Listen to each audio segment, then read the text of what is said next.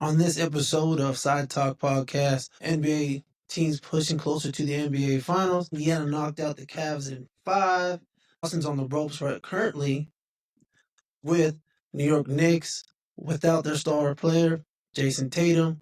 Minnesota make quick work with Steph-less Warriors. Nuggets pushed to Game 7 in Oklahoma City. And we're going to dive in. Dallas Mavericks getting the #1 overall pick after the crazy trade with Luka, as well as the NFL schedule released this past Wednesday. Who's the best matchups? Also, we're going to get into some quarterbacks and some running backs making some big money in the NFL. Next on this episode.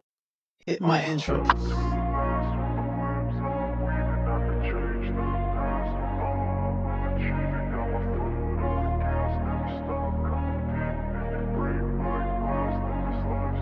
You're now tuned in to Side Talk Sports Podcast.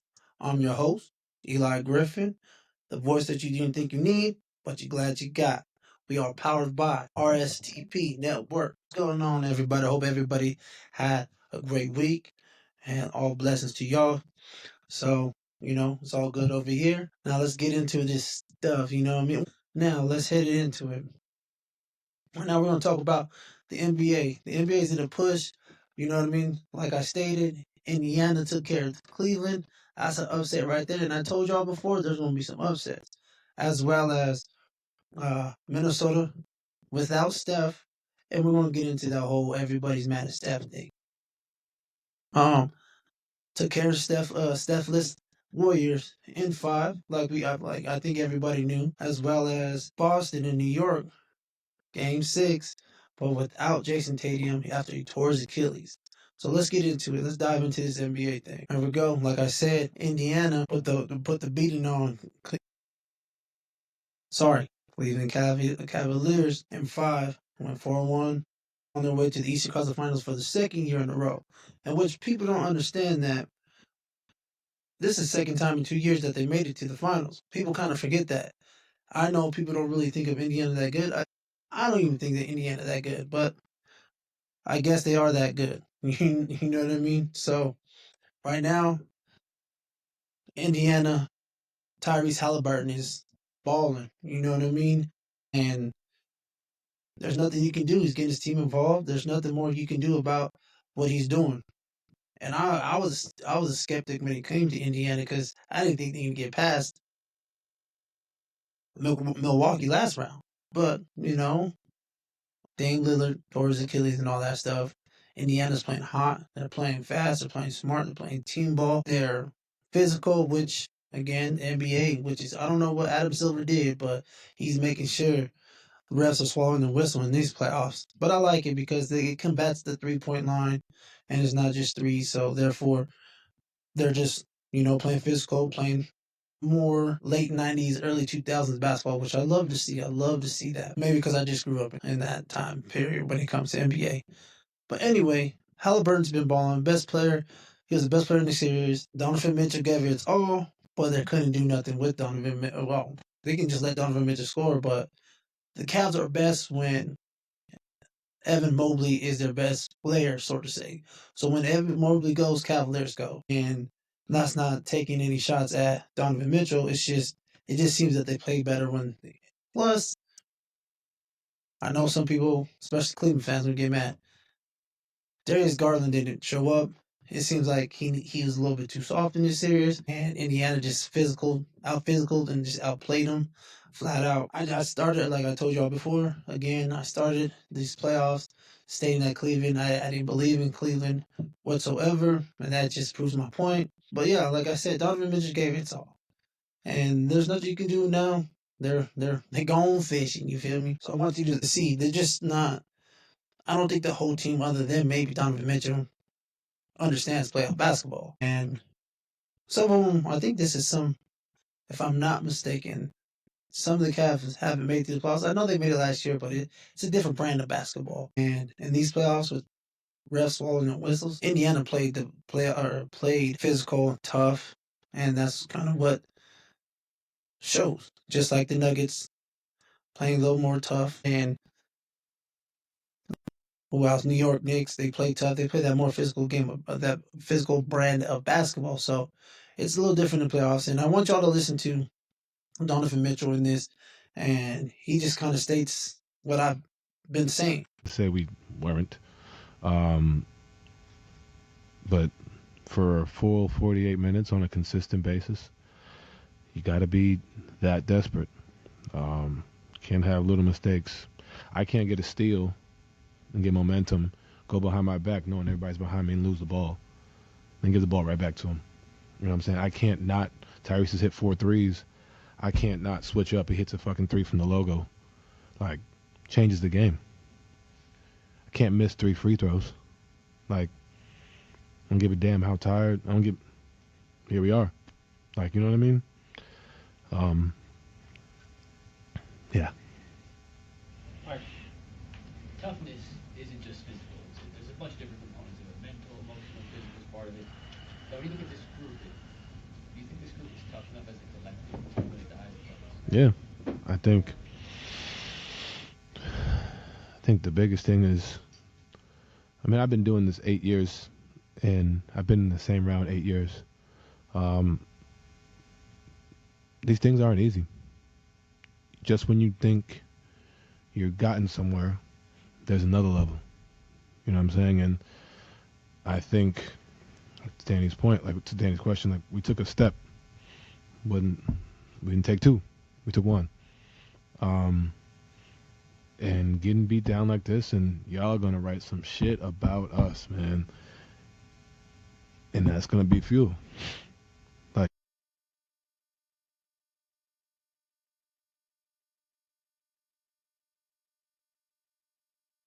Finals again this year, like they were last year.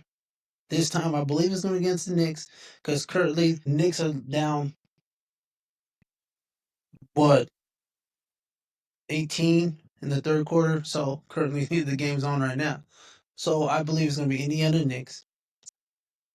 So that's something to see. But we're going to get into the Knicks here in a minute. But I don't think his team, I don't think Donovan Mitchell's teammates, I don't think the Cavaliers understands the brand of basketball to play, what it takes to play in the playoffs at this current junction, I guess. And like I said, Darius Garland did not look, I don't know, he didn't come ready to play the whole series. He didn't come ready to play. It seems like the only person that really came. Plus, he was out. Him and Evan Mobley were out a game. It just didn't look good. They rely on threes too much. So if you're not hitting threes in the playoffs, you're not getting that crowd excited. You're not knocking down shots. No one's gonna trust that you make a shot.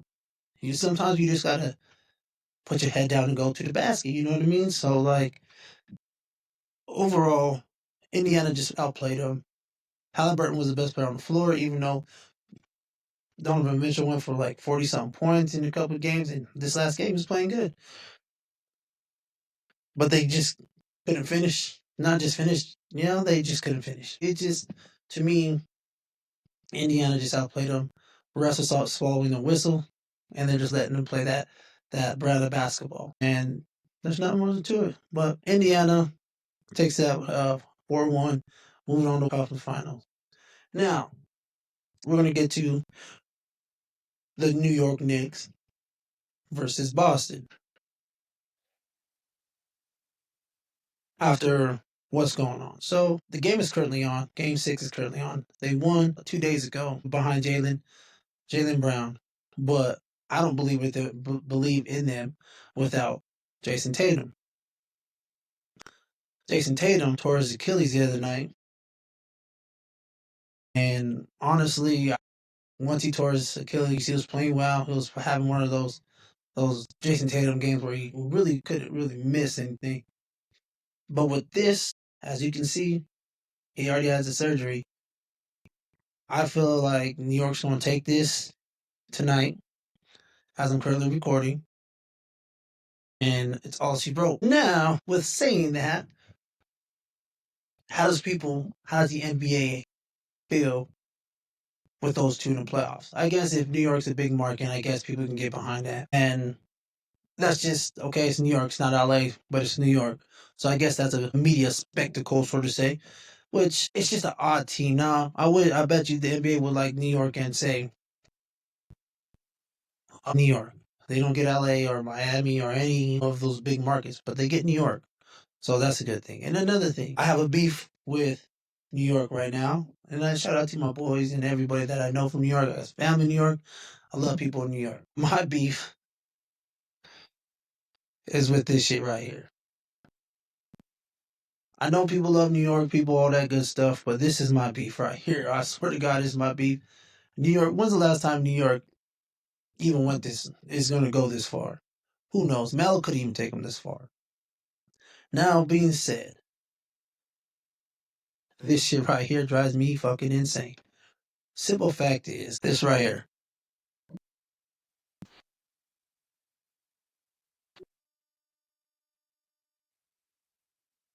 Game 4, I believe. So, that right there drives me insane. Just a simple fact that the Jenners and the Kardashians, who knows, they're always around. Nobody was a New York fan. And I guarantee if LA was in the playoffs, they'll be in LA doing the same shit. I don't know. That just kind of bothers me. I hate when people are fans just because they're doing well. Just like, hey, I'm in Denver. Trust me, we come from winning 11 to 18 games in the late 90s, early 2000s. Like, come on now. And then Nuggets fans, but I know some fans of the Nuggets that have been around since the beginning.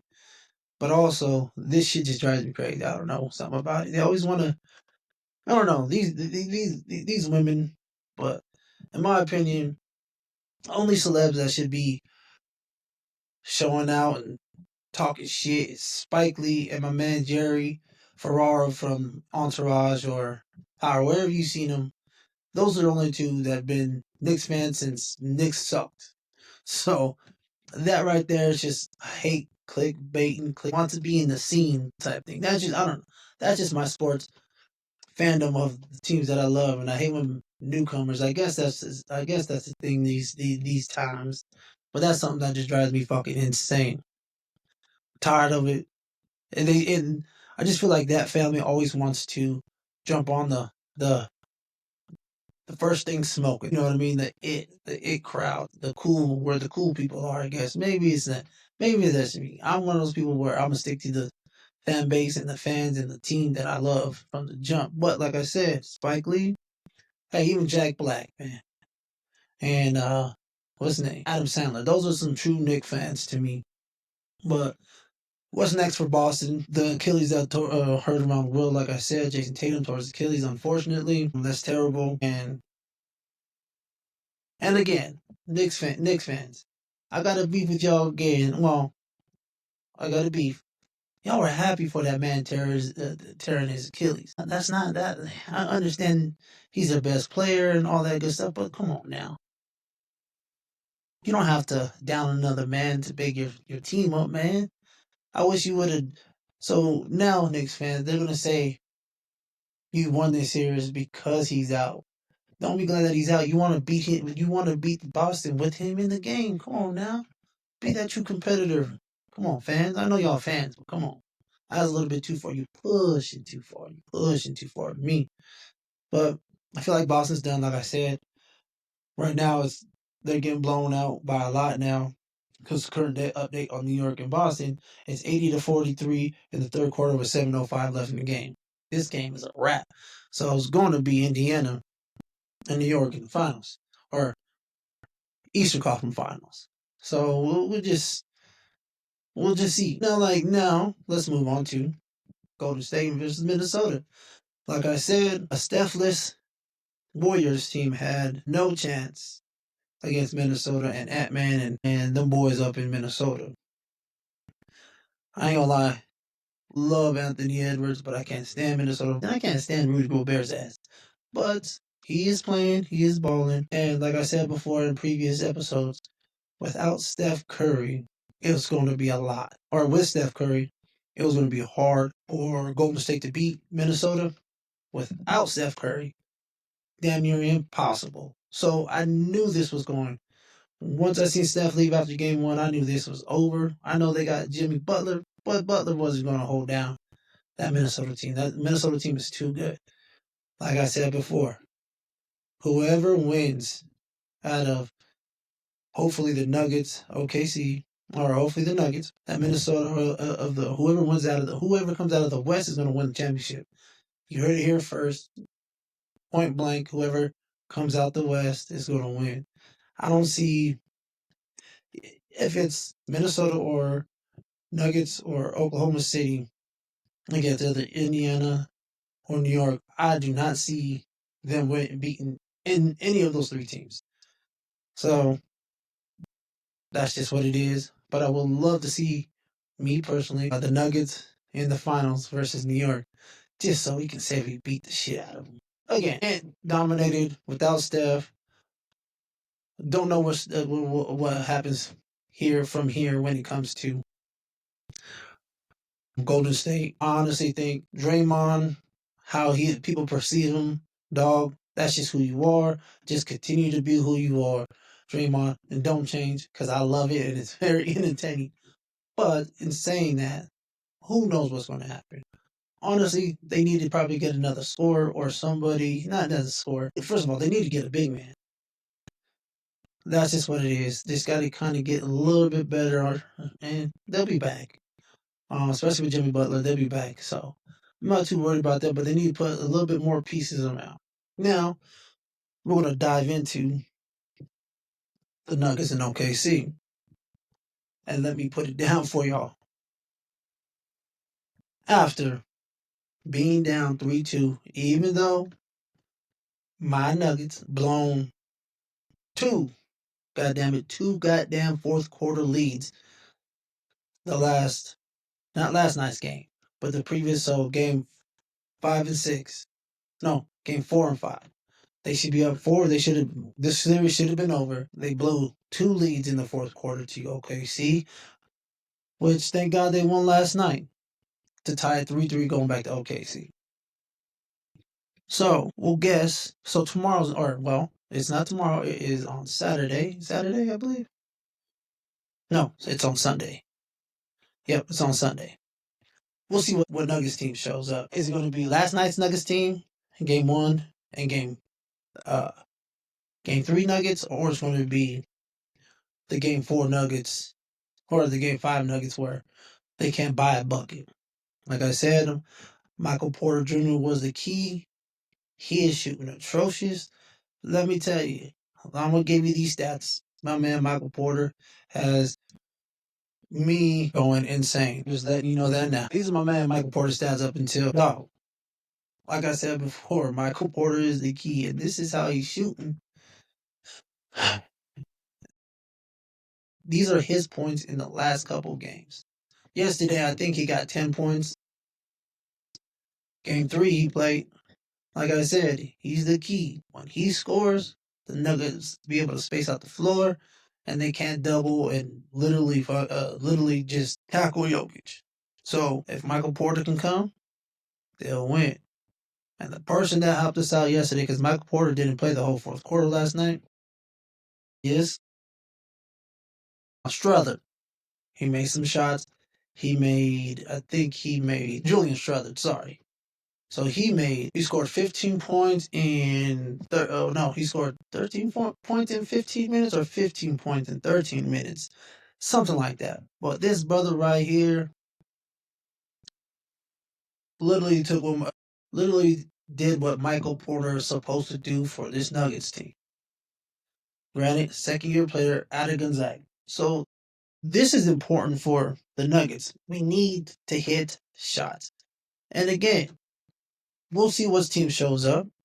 And I hope it's the Nuggets from last night. Also, my Nuggets fans, before we even dive into OKC, I love Russell Westbrook. But my man, I don't know what's going on with him, but he is blowing mad layups. And goddamn it, he's driving me up the wall with these goddamn layups. It seems like he just runs out of control and misses the layup. But he plays so goddamn hard. He rebounds his ass off. And I love that shit. So yes, Russell, please stop putting me on this emotional roller coaster. Cause emotions. Now I'm just messing. Again, Russell Westbrook. Come on, man, make your layups, make a couple shots. Let's not airball. Let's come out to play. You know what I mean? We're in game 7, the third game 7 in a row, dating back from last year. Let's go do our thing, man. Let's have a big game. Russell Westbrook, I believe in you, my man. So yes, let's go did it. Now, diving into oh man. I'm gonna just show you this clip, and I'm gonna let y'all see it yourselves. Roll the footage. Yup, yup. No one touched him. Yup, yup. And again, people say Jokic flop all the time. Yeah, but not like that. Jokic got scratches all over his body for how much people hack him, and that's not the only one. They be giving these boys. They giving these boys fouls. It's unbelievable how many fouls that these boys get. It just drives me fucking insane. But that's one of the takeaways. Y'all see the footage. What's his name? Chet Holmgren? Dog, you are too big to be flopping like that. Don't want to hurt when he fall, bro. We got to get this flopping. This flopping thing is crazy. But besides the point, OKC is tough in OKC. But who would I take in a game 7 to go on the road and beat the number 1 seed? I'll take Jokic. To me, right now is the best player in the NBA. Now, with saying that, again, not just on Michael Porter or Russell Westbrook, Murray got to show up, give me at least 15 points off the bench, and play some defense and get the ball out and run. That's all I ask for. I say that in Jesus' name. Amen. But Nuggets fans, let's get ready. Let's go do our thing. But yes, OKC, tough place to play. They're going to get their calls. We're going to have to fight through the calls. We're just going to have to play probably the best game we played in the playoffs in game 7. Point blank has to happen for us to get over that hump. And I don't know. We'll see. Am I nervous about this game? Kinda. But I believe in my Nuggets, just like Coach Prime says. I believe. So now we're going to get into this whole thing about the Mavs getting the number 1 overall pick. Is it kind of weird that they got the first overall pick with a 1.8% chance of getting it? Yeah. I guess it's like hitting the lotto. That's why they call it a lottery. You dig what I'm saying? And because there's a chance, there's a 1.8% chance that you would get the number 1 pick. Is it kind of weird that they got it after making the worst trade in NBA history to me? Yeah, you can say that. It probably was the most diabolical trade I ever seen in my life, and that's just kind of what it is. That's what it is. So, my man Greeny right here is going to, explain the odds. And I want y'all to listen to this guy. I would like right now to pitch what I believe might be the highest rated show in the history of sports television. Here it is. A TV special where the NFL announces its draft order live. Imagine that. Or even better, you don't have to imagine it. The NBA just did it this week, and they've done it every year since 1985.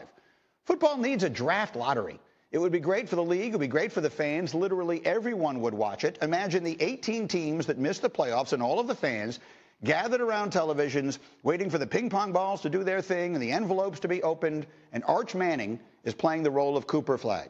The ratings would be ridiculous. But that's not the reason to do it. The thing about the lottery is it's a good idea. Tanking is a scourge. It is the worst thing in sports. Losing should never be incentivized. The NFL has always strived for parity. It's a great idea. It has served them well. But the trouble is, as their season has gotten longer, the bottom is starting to fall out of that a little. Last year, 10 teams won less than 30% of their games. That was the most ever. 6 of those teams won less than 25%. That's the most since 1926. Teams are throwing in the towel. That's exacerbated by the 17th game. Soon there's going to be an 18th, and I'm all for that. But this problem will only get worse. For example, this past year, the Browns fielded a roster so non-competitive in Week 18, they were 20.5-point underdogs to Baltimore, and the Ravens covered. The ping pong balls are the answer. Oh, and one final note on that. The lottery is not rigged. Come on, people.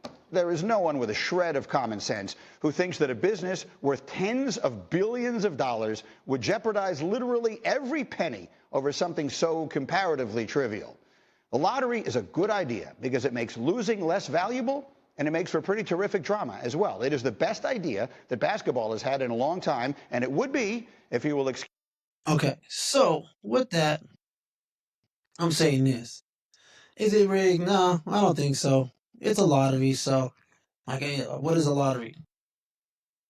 You have odds and chances of hitting the lottery. Is it a conspiracy? Nah, it's not a conspiracy. I just think they just lucked up, just like they did when they Cavs. I think was it the Cavs that lucked up with LeBron, something like that. But Cooper Flag, yeah, going to Dallas. I don't think you should trade that. He's probably the best prospect we've seen in a very long time. So maybe Kyrie Irving, maybe. I think, from what I remember. But Cooper Flag, do your thing. Dallas should get him. They're not going to have Irving for a while after tearing his. I think he tore his Achilles too. Which we got to figure out why a lot of people tearing their Achilles lately. As well as Anthony Davis. And they got a pretty good team from last year. I know Luka's gone, even though they didn't get shit for Luka. But Cooper Flag paired with Anthony Davis and Kyrie comes back. I think this is a 2-year plan with Kyrie. So if Kyrie don't, I know he's not going to be there for the next year, but moving forward after that, I think it's be a pretty good big three. If everything stays how it's supposed to stay, but NBA is different, so who knows?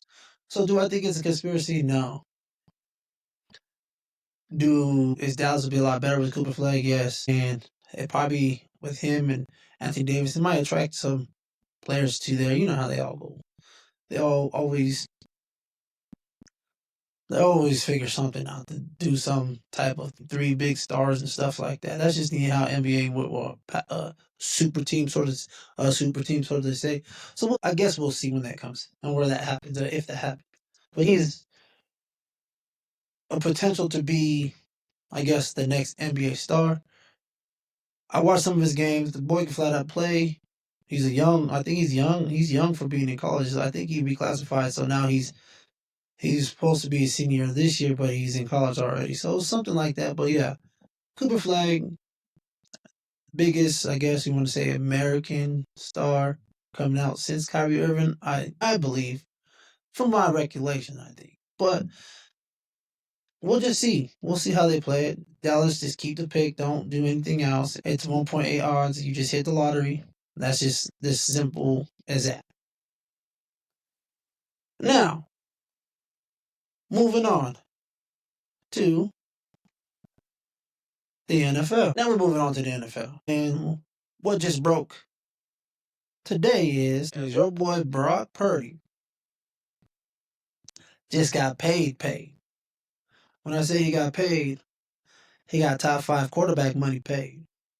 Now, some people are going to say, does he deserve that? That money. What is his contract? Reads, his contract is worth 5 years, $260 million.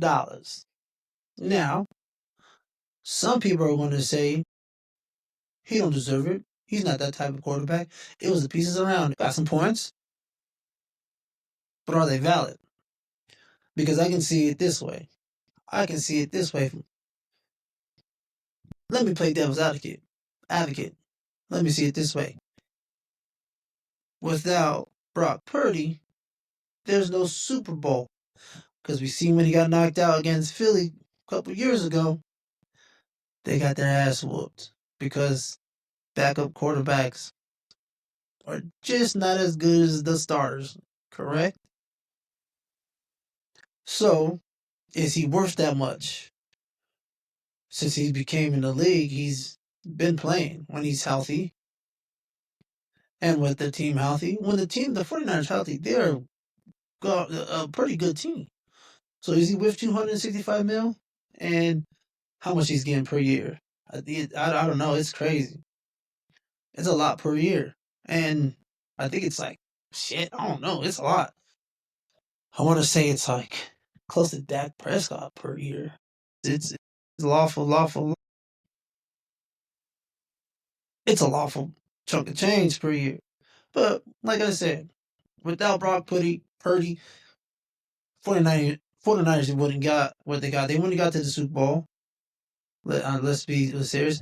But you can also say, hey, Garoppolo got them to the Super Bowl. Yeah, they did, and I understand that. But after Garoppolo, y'all would have went back if it wasn't for this guy. But look at it this way. Let's not talk about the negatives of this story. Well, it can't be negative when you get $265 million to other people. Let's look at it this way.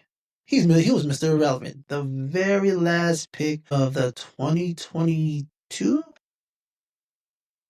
or 21 draft. Either way, Mr. Irrelevant.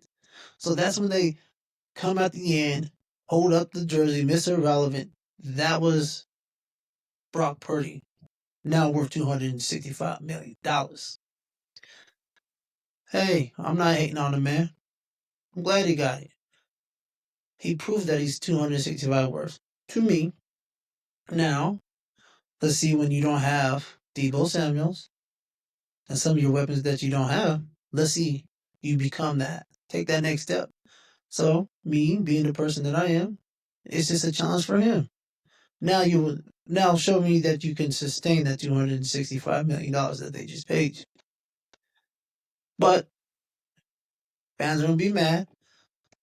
The big media guys are gonna be like, I don't think he's worth it. I don't think he's worth it.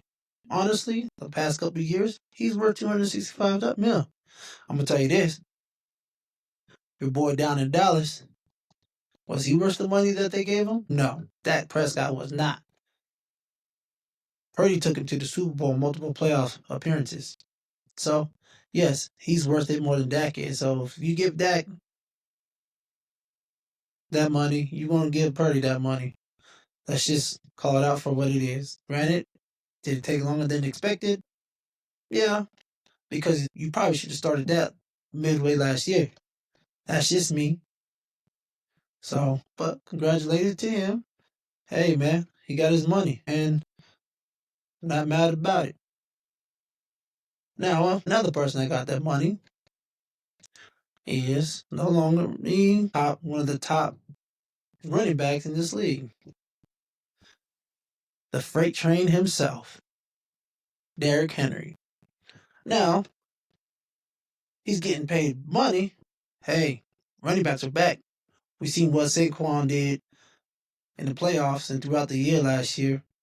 Hey, now the NFL's look, hey, that's a value. Running back's a value position now. I don't think it was when Emmett and Barry were running, but it's a value. It's a value spot in the NFL. And happy for him too. He's a workload. He got 2 years, $30 million extension, includes $25 million guaranteed. He's 30 years old. He still got some tread on the tires. And honestly, he's like a goddamn tight end running out there.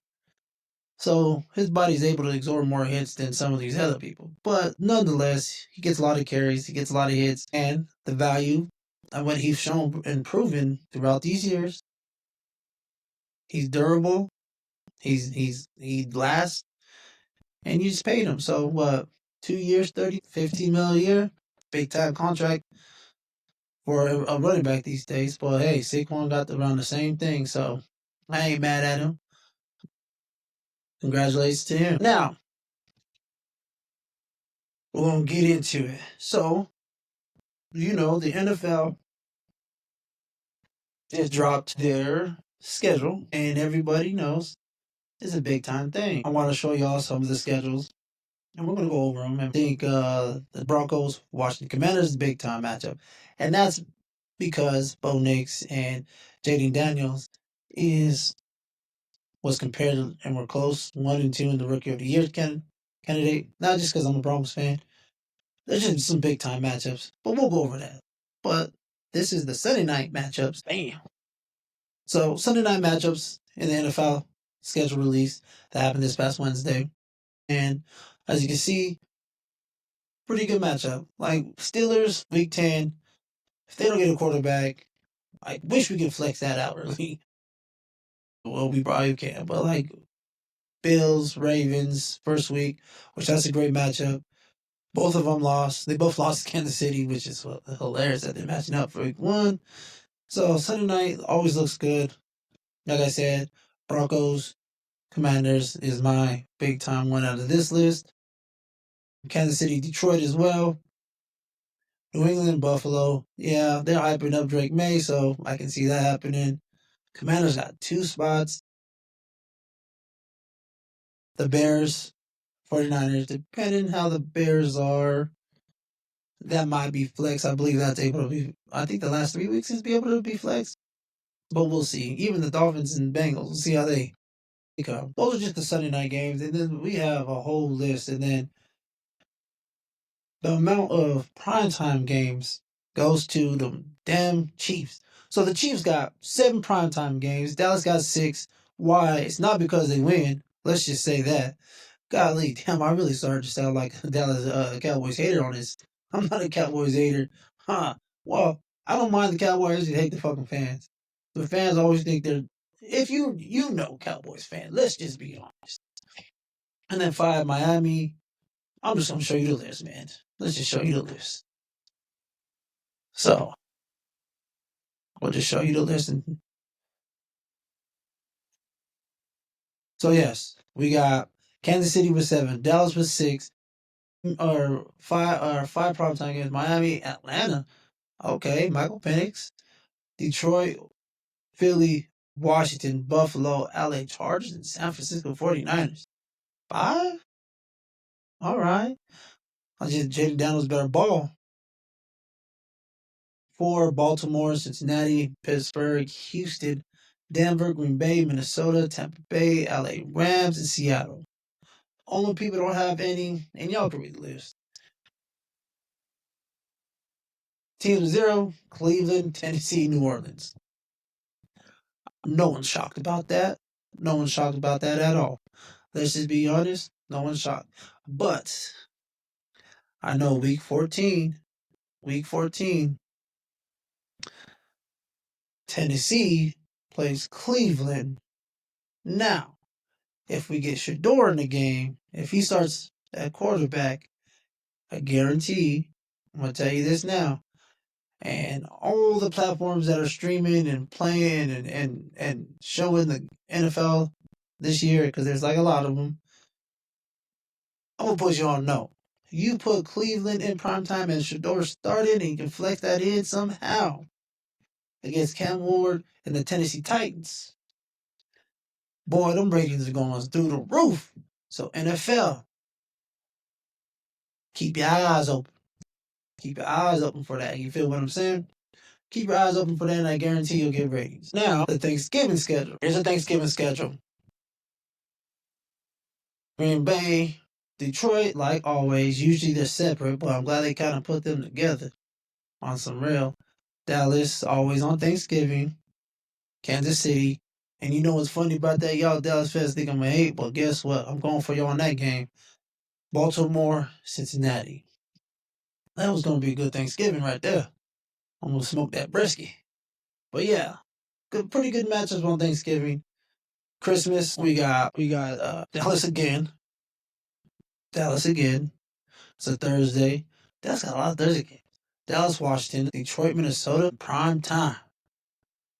Denver Broncos, Kansas City Chiefs in Arrowhead. Boy, I'm excited. It's gonna be a hell of a Christmas. It's all I want for Christmas is a win in Kansas City. You dig? So yeah. So those are the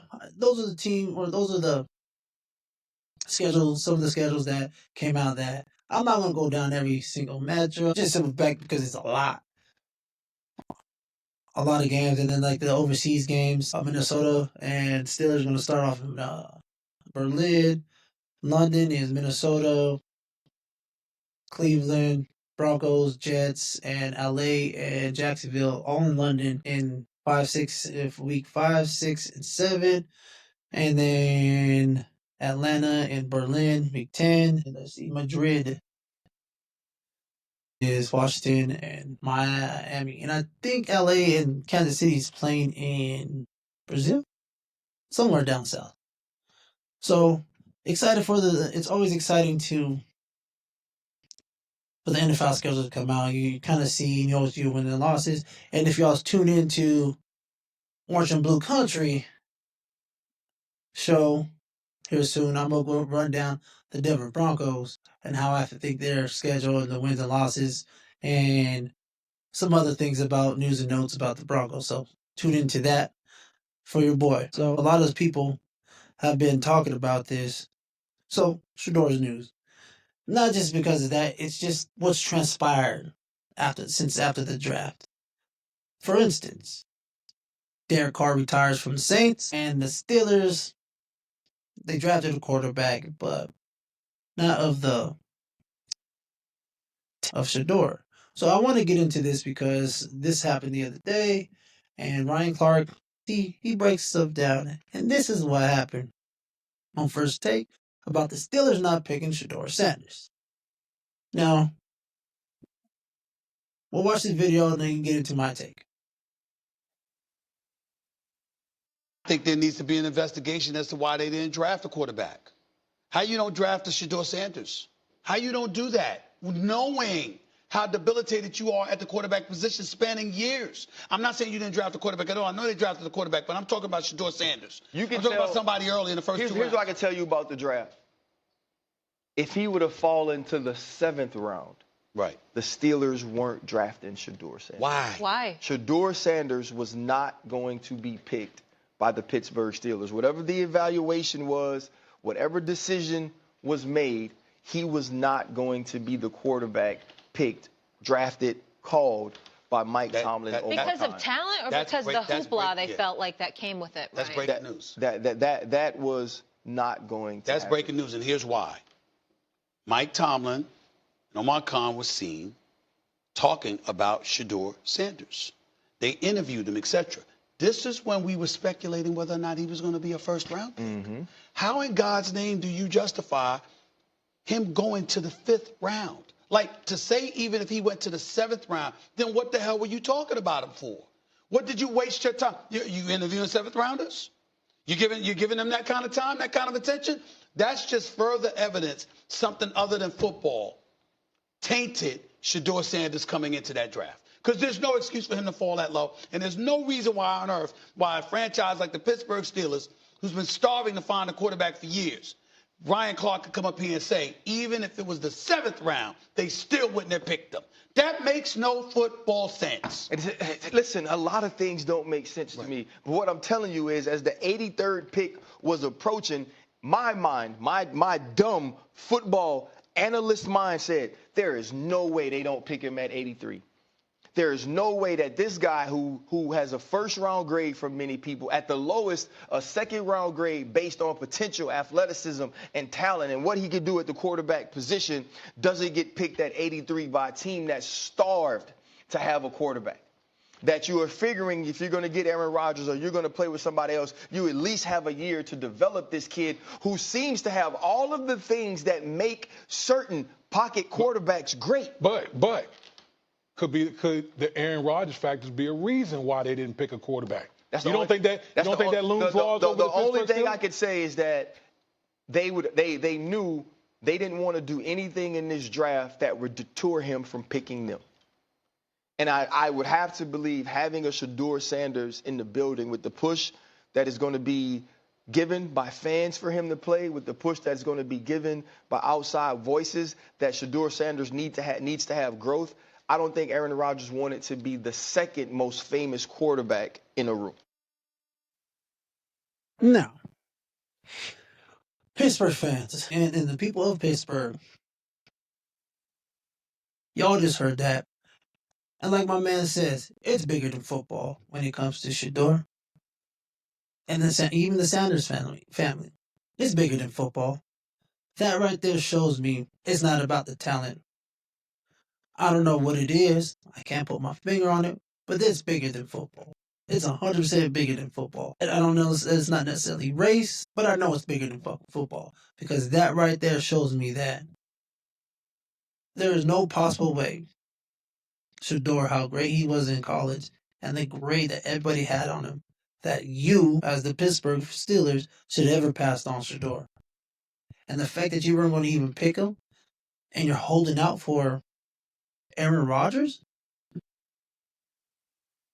that is nuts.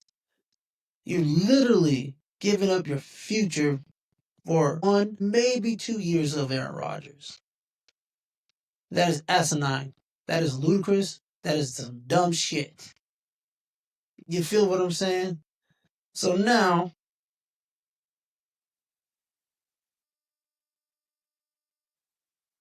Aaron Rodgers do not want to be outshined, I guess, so to say, by Shedeur and what comes with him. And the Pittsburgh Steelers in this fact is you want to make sure you get Aaron Rodgers, not your future franchise quarterback. Yeah, it's bigger than football. I don't know if it's a whole good old boy network or whatever it may be. I don't give a fuck if Mike Tomlin is there and he's a black head coach. I'm going to just put it out this way. It's still a good old boy network. He still has a boss. So it's not like it's a black owner. Just, no, we don't need him. Pittsburgh and Pittsburgh fans, y'all need a fucking quarterback. And y'all pray to God that Aaron Rodgers goes back because y'all going to suck coming out this year. Because you want to not draft, to me, the best quarterback in the draft. In the 3rd round. It just, I don't know what it is, but it just pisses me off that y'all treating Shedeur like he's this some type of plague, this type of person. Like, I just don't understand it. I just see a kid that works hard and wants to be great and be legendary at football. I don't see anything else. I don't know what it is. I just don't get it. But that's just here and there. You know what? Steelers, y'all just suck. Y'all just better hope Aaron Rodgers is Green Bay Aaron Rodgers. Because if he's the Jets Aaron Rodgers, y'all gonna suck again. Don't know why y'all trying to retread. And take it from me as a Bronco fan, we retreaded for what, 9 years? 9 or 10 years. We're going after vets and veteran quarterbacks after veteran quarterbacks. We had 15 quarterbacks since Peyton Manning left. And guess what? That didn't work out worth shit. We didn't go to the playoffs until last year. So, by all means in the AFC, be my guest to retread old quarterbacks that are 40 plus years old, that it's hit and miss if they're gonna play well or not. And again, not everybody's Tom Brady. Let's just get that out now. Not everybody's gonna win a Super Bowl in their 40s. Not everybody's gonna play some of the best ball in their 40s. Let's just stop. You mortgage your future for Aaron Rodgers. You mortgage your future for Aaron Rodgers' comfortability, I guess. Man, get the fuck out of here. But that's the NFL. That's just what they do. And that's a wrap on this week's Side Talk Sports Podcast with your boy, Eli Griffin. Thanks for vibing with me. Go ahead and smash the like and subscribe button. Leave a comment. Even if you disagree or agree with me, if you want to clown my takes, leave it down in the comment. I'll write back. You know what I mean? Tap in on all my socials. New episodes drop every week. Also, go check out Orange and Blue Country. That's another show. And also, The Locker Room with me and some guests. Check those out for me. Again, like and subscribe. Hit the notification bell. Till the next time, peace. Now hit my outro. Love.